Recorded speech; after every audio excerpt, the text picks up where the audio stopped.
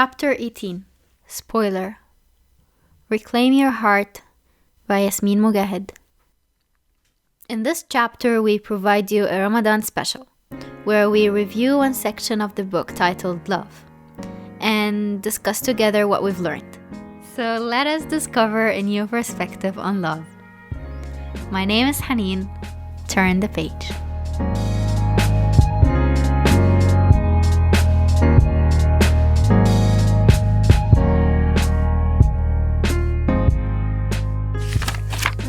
Ramadan Kareem! Welcome to another chapter of Between the Pages. My name is Haneen. And my name is Nesma. Today we have something different for you. We're tackling a non-fiction book and only a chapter of it. It's not like the whole book. That is redundant. Yeah. This is for our Ramadan special, Reclaim Your Heart by Yasmine Mogahed. We thought it would be better if we tackled just one topic in the whole book, because there are a lot of heavy topics, and it topics. Is, but it's not so heavy. And you kept saying that, but when I read it, it was refreshing, like you said. It is refreshing, but I thought it would be easier for us to jumpstart with one idea rather than the whole book, and so we can talk about one specific thing, you know, for us easier to have. Yeah, true. One theme, one idea. So that won't be too much, I guess. If we talk about every topic, it's about the whole life of a person. It's our whole religion, basically. Yes. All our ways and all our... So we can do that. So that's very difficult. I difficult. think we'll keep doing this in each Ramadan or in each Islamic occasion. Yes. So, and if you guys have any other Islamic books to recommend us that we can tackle during Ramadan time, let us know. We would love to get to know other books. Something like Reclaim Your Heart, like something that's refreshing, as you said, and it's like controversial. Yes, and non-judgmental. Yeah, like non-judgmental. Yeah, it doesn't judge you in a way. It makes you want to go the right path without feeling guilty. You know? It says it states everything objectively. Exactly. Like some people do that. Allah said this, and you have your mind to put it, to wrap your mind around it. Yes, exactly. And what I like about this book is that it relates to each and every person separately. Like we all know that one thing we do wrong in our lives, and we always have that in the back of our heads, or maybe even we deny doing it. When you read Reclaim Your Heart, I love how it suddenly pops up into your head. Like suddenly you're aware of what you're doing wrong. Sometimes you want to hide from it. You do, exactly. And Yasmine Mogahed really tackles this. Like you feel like she's taking your hand and making you get up slowly, step by step, leads you step by step into the right direction, exactly, without pulling you, you know, without pushing you and forcing you. Like you know? the topic love, it's the title Love, and it has like several topics under it. Yes, and each topic takes you a level higher into what she wants to tell you in the end. Yes, you know, or towards the big right thing, you know. Yes. And I like that. It was like, so I'm accepting a small thing, and then I'm questioning a bigger thing, and then I'm accepting a bigger thing, you know. It's like that until it's a step-by-step guide, basically. Yes, basically, yeah. One thing that's so heartwarming about Reclaim Your Heart, it's that it's showing you what's really important. You know, it's showing you, we have this, so the chapter Love really talks about what we have to separate from dunya, basically the world we live in, and to really, really see the goal, you know?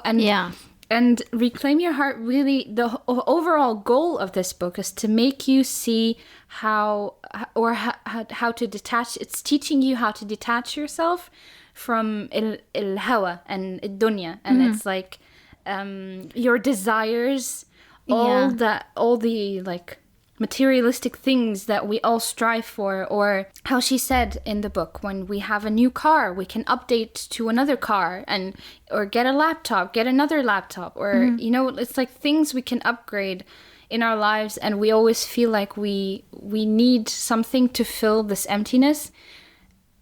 But this emptiness should only be filled with one thing, and that is Allah. So Yes. that's literally the whole message of this chapter. And I liked how she took us there. Yes. To acknowledging our desires, acknowledging that We are human. that we are human, and we're not just going to be here in dunya, and the dunya is less than what we're going to have after, not in the afterlife or الحياة, like, Yes. and that we have to like be sensible about it, basically. Like, we should know that everything that we do is for Allah, and everything that we achieve is because of Allah, and in the end we just want to transition from here to heaven, and that this can't be done. Like, most people do things because of their feelings, Or because about of it, their needs and wants. their needs, and these needs and wants are an attachment, Yes. and the attachment happens like from the heart. You love this thing, you feel satisfaction, you feel from doing this, and in the end, I guess you should just acknowledge that this is all for Allah, Mm-hmm. and Yes. I like that. There was this chapter, like part of the chapter by the end, where she says, fall in love with the real thing. Yes. And I love that one. yeah, I love that one. It was a revelation. Like, yes, she acknowledged that it's so hard to let go of something you love and something you want. And what if this want is Allah doesn't like, or what if you love something that Allah doesn't love? And then she just said that it's simple, like find something better. Yes. And I've been trying to do that, actually. Like, when I read Quran now, because we're in Ramadan, I hope I keep on reading it always. And that is the something better, For Exactly. us, me and you, we love reading, and we read, love it. and we read a lot of love novels and romantic stories. But actually, there is another kind of love in Allah's book, in Quran, and a way of life, basically, that would fill us more than these books. but Yeah. I mean, acknowledging that and knowing that you should reach that level it's hard, but like, it's a step knowing it, Yes. I really know how you feel. It's very scary and confrontational. Mm-hmm. Like you're finally face to face with your mistakes and your life, basically, your life decisions. Yeah. And you're there resonating into like, how can I better myself? How can I not, like, I don't want to say quit because quitting is hard. Yeah. But like ease out of it step by step, And the way she did it, she was like, it's okay that you're like that. Now there is something better. Yes. So try and go there, Yes. It's not like she's not, why did you do that? That is wrong. You're a terrible person. There was no such thing. Like, she made you feel human. And there is wrong, and humans do wrong. So Yes. there is right. Go towards the right, Yes, Yeah. yes, exactly. That you've made a mistake and now it's time to better yourself. But here is the thing. With our religion, once we're aware of when we're doing something wrong, when you still go back to it and still do it, it's something else other than not being aware of what wrong you did. Like, This is, like now okay, now you should not do it.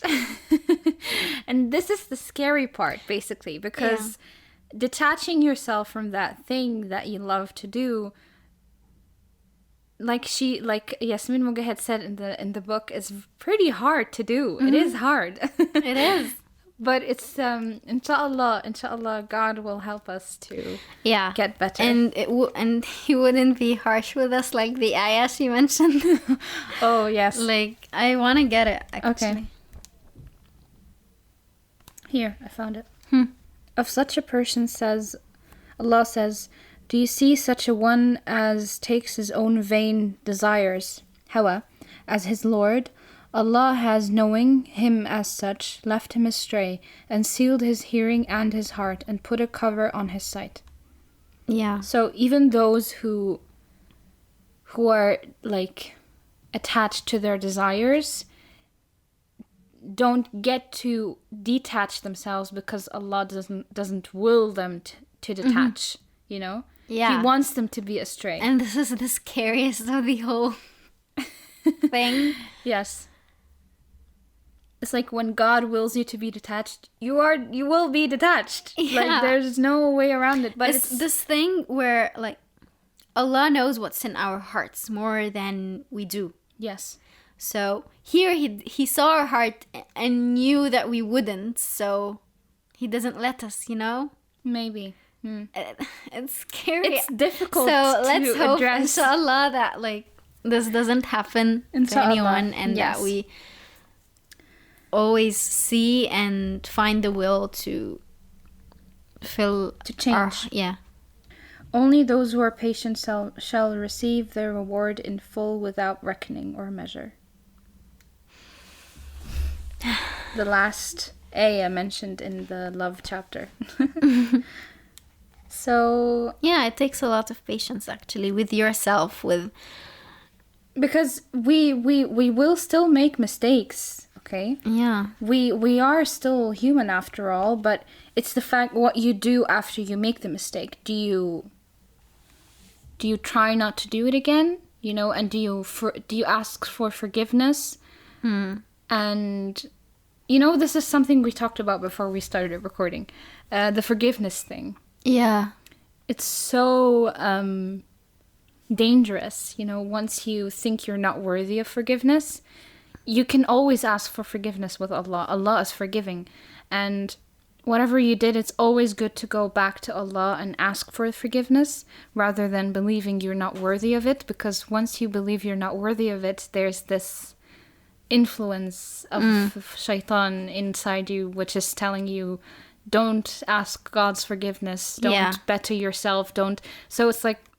I guess then we're met with the harsh Allah الجبار, where like خلاص بقى احنا مش شايفين ولا. Yes. وبقينا. Yes. Yeah. So we should always ask for forgiveness. We should always go back to Allah. Even if we go astray, we should always go back, I think. Yeah. It's always...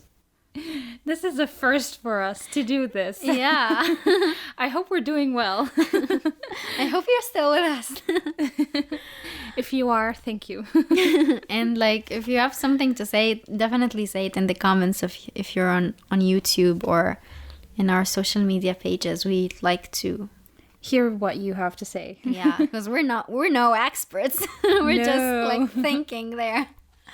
So I guess what would go with our podcast, basically, we read novels, and in this book she referenced classics like with the Great Expectations. Yes. Yeah. And she drew my attention to something like, wow.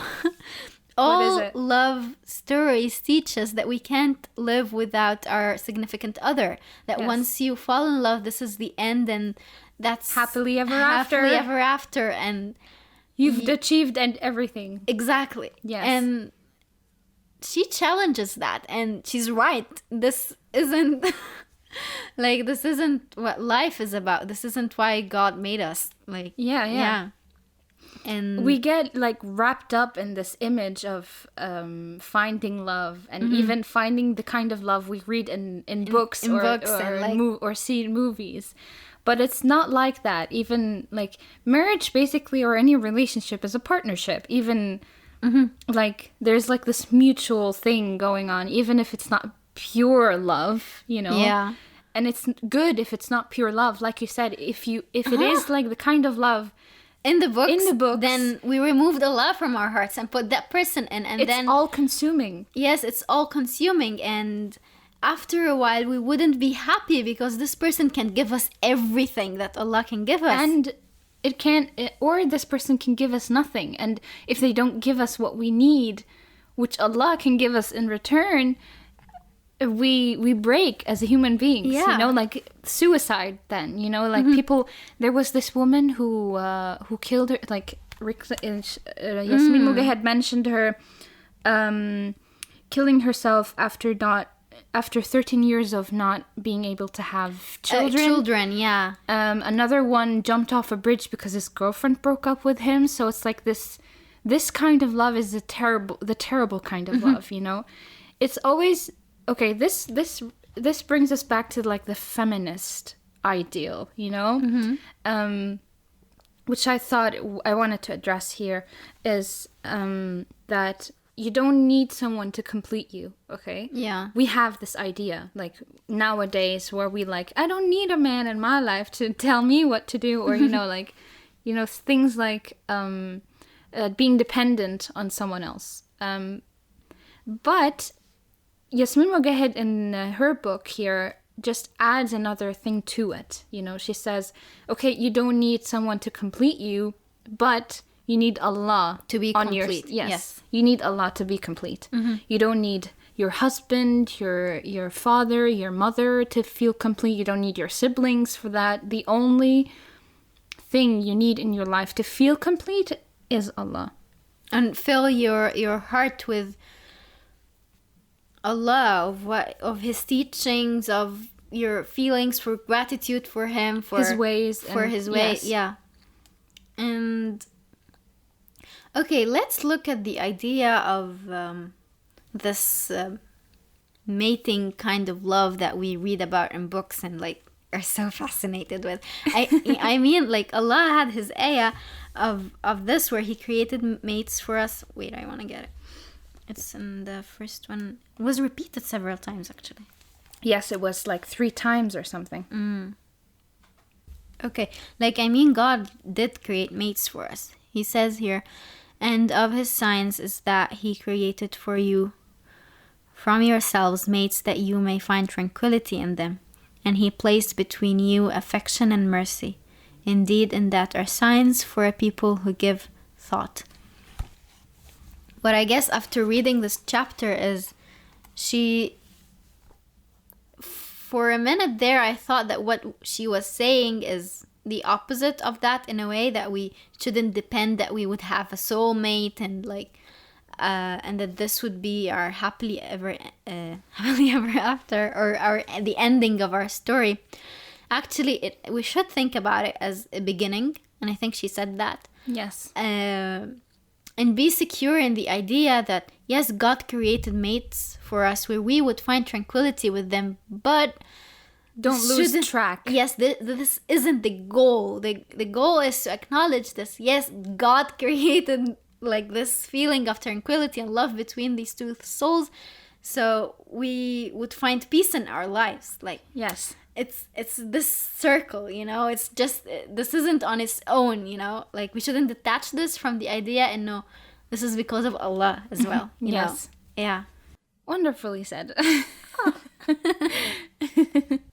There was another thing that we wanted to address was in Love is in the Air. There was this paragraph that was talking about, so often we think that Allah only tests us with hardships, but this isn't true. Allah also tests us with ease. He tests us with na'im, blessings, and with the things we love. And it is often in these tests that so many of us fail. We fail because when Allah gives us these blessings, we unwittingly turn them into false idols of the heart. This is probably the most paragraph that's stuck in my mind, because I'm always... This is scary as well. This is scary as well. Okay, so hear me out. So there was this. I wanted to refer back to Kenji when I read this paragraph. Remember when I said I found it weird when Kenji was saying out loud how thankful he did say how thankful he was. I'm grateful. He keeps saying I'm grateful. Yeah. I'm grateful. And it's like, this is, subhanAllah, this is what we should do as well.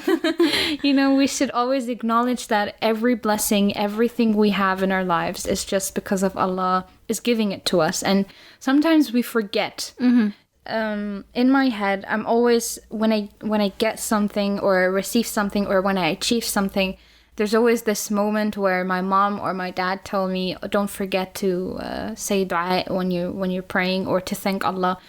It's like, without them, I'd probably forget, which is the sad part. You know?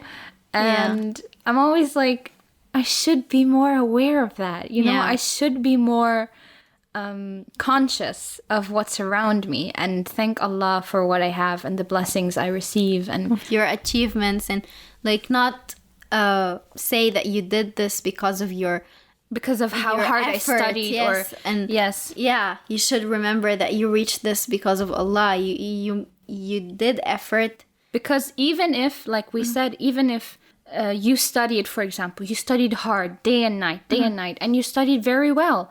If you don't have Allah on your side, you will never succeed, you know? If you don't... And even if you don't get the grade, Allah knows that you will need something later on, or that would have led you to something worse, bad, I mean. Yes. So yeah. So it's like what God wills happens. So this is like... And also I guess there is another perspective to this part, which is the word dependent made me think, for example, we get dependent on money. Yes. You know, we get dependent on the hour we spend watching a TV show to relax. We get dependent on, on something God gave us, and we make that our relief in a way, not our, not being thankful to God, or not being... not taking like a moment of the day to be aware. Be with God, yes, be with God, yeah. Like, you just depend on things in our daily life and forget that these are, yes, because of Allah, and that these are not Allah. These aren't going to keep satisfying us forever, You know, one thing I keep trying to remind myself is when we pray, sometimes we make it a task instead of like a thing to relax, It's like... And get all the negativity when you do sujood and like... Yes. It's, and it's like sometimes we're like busy with something, or we... And it becomes one of the tasks, Yes. It's like one thing I have to get done, Yes. And it's... and I think it's like... sad. Even though we pray, maybe we should make this part of our day where we switch off our mind, try not to get distracted, which happens...